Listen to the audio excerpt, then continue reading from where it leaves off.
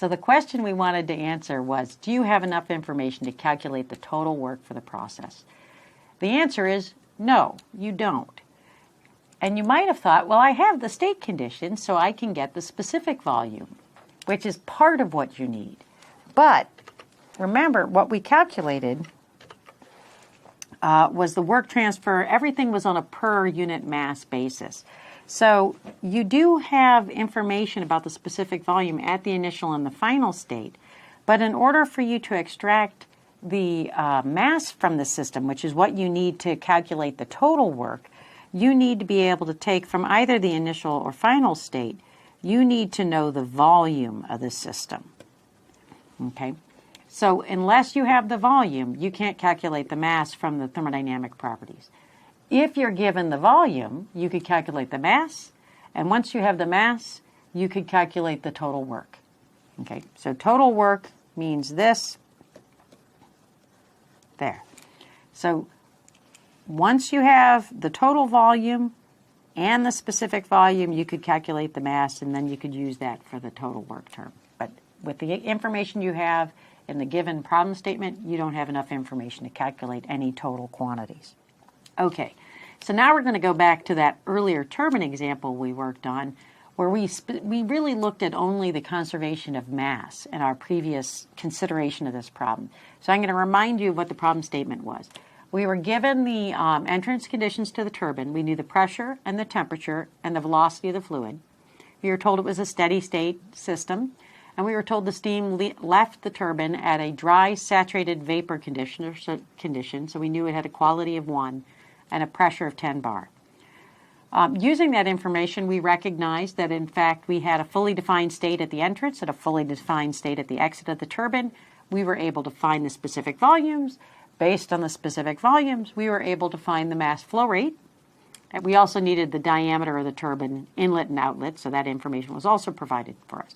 So again, we went through, we used this expression here to find the mass flow rate, and then we also used that expression in order to find the velocity at the exit.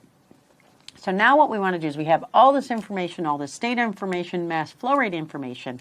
What's the power generated by the turbine at these conditions? So we want power, so we know it's a work transfer term rate on a rate basis. Okay, so we want to know what's the power generated by the turbine on a rate basis.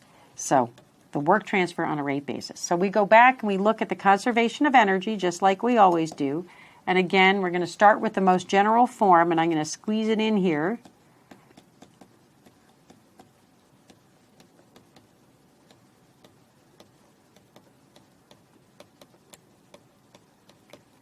And again, I hope that the more you use this expression, the more instinctive it will be for you to just write this down.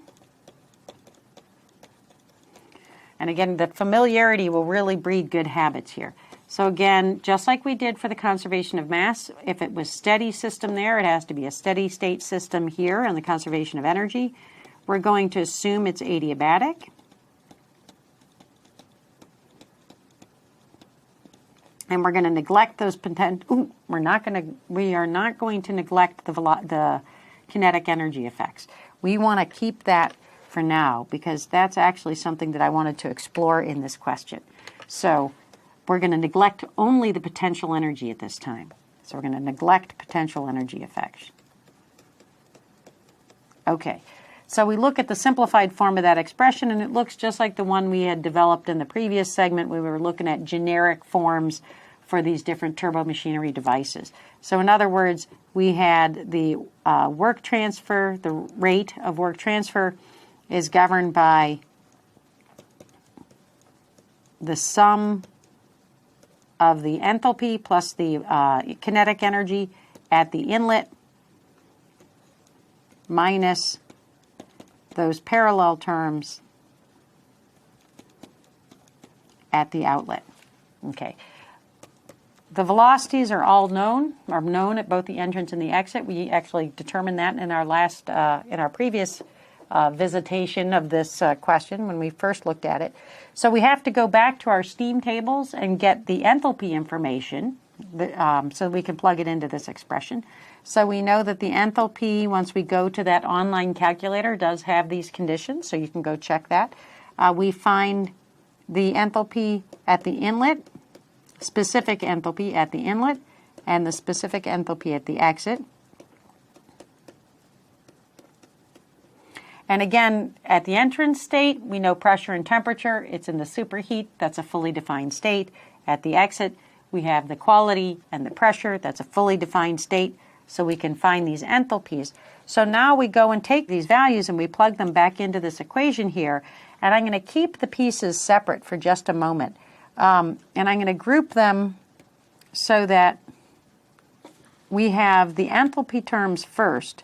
So the 3504 minus the 2777 kilojoules per kilogram minus the velocity terms, which are going to be 64 meters per second squared divided by 2.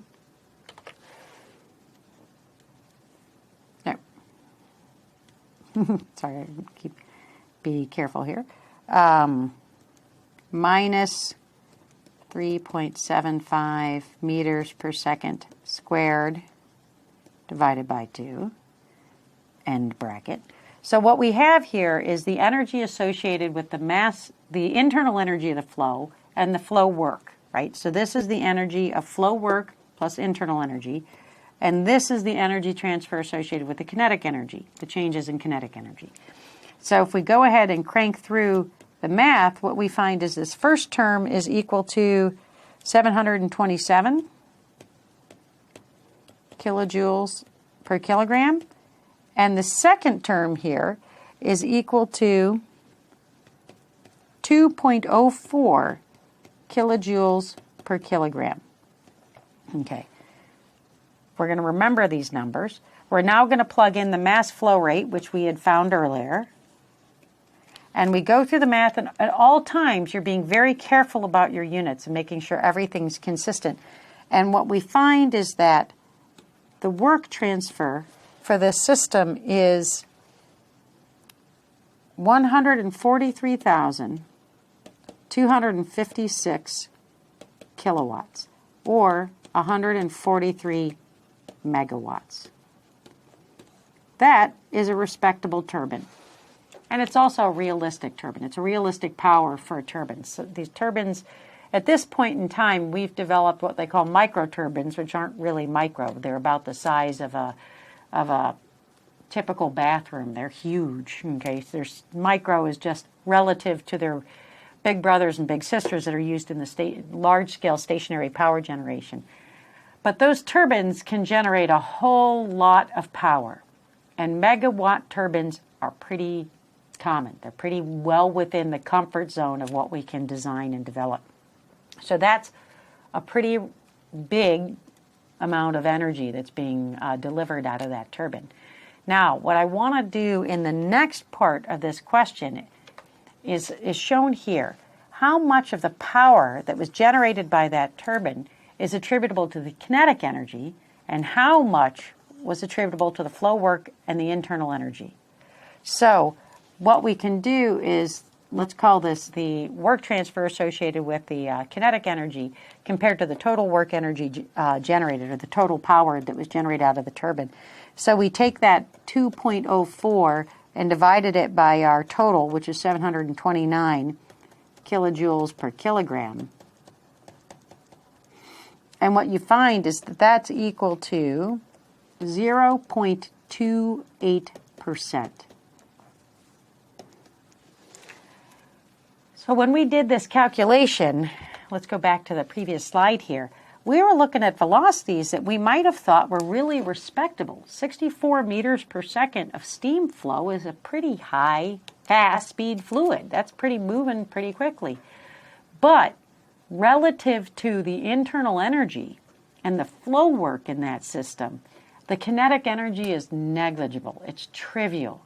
So what we've done in this process, we've said, wow, if only less than 1% of the power out of the turbine is attributable to kinetic energy.